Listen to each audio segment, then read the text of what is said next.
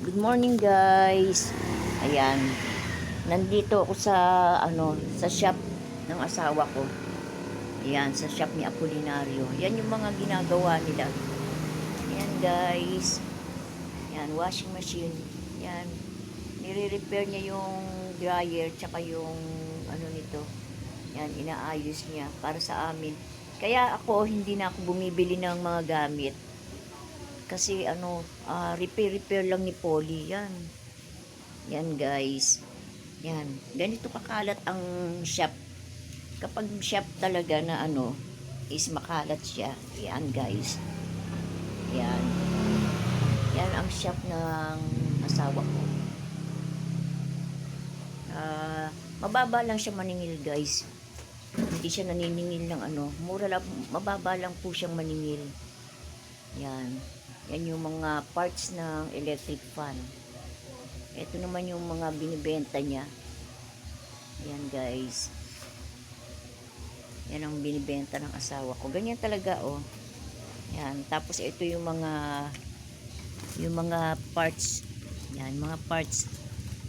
Bumibili siya ng sira. Yan. Yan na lang po ang paninda namin. Konti na lang yan. Yan. Kaya hindi rin mapapaikot yung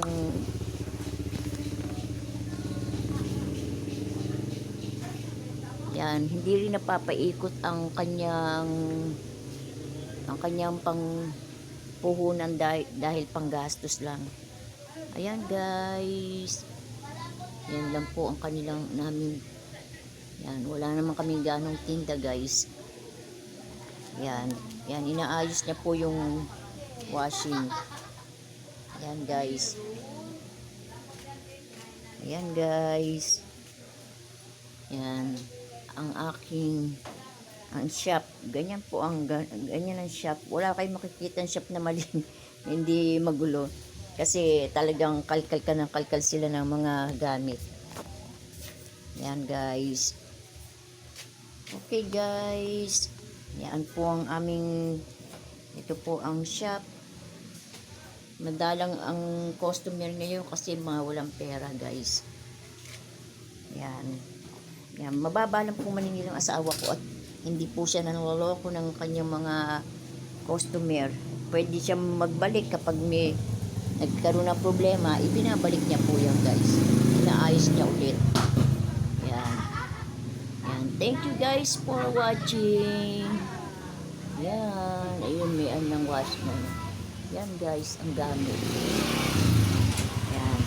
Dito ko ngayon guys kasi nagbabantay ako ngayon. Kumakain kasi yung kumakain ngayon si Polly. Yan ngayon ang kalagayan dito. Mainit. Yan guys. Kumakain muna siya. Kaya ako muna ang bantay rito. Yan. Thank you guys for watching. Yan. Yung malapit dito sa Barangay 175, Barangay 174. Punta lang kayo rito. Yan, dito kami guys. Maraming salamat sa panonood. And this is our lives guys, our daily lives. Yan, thank you guys.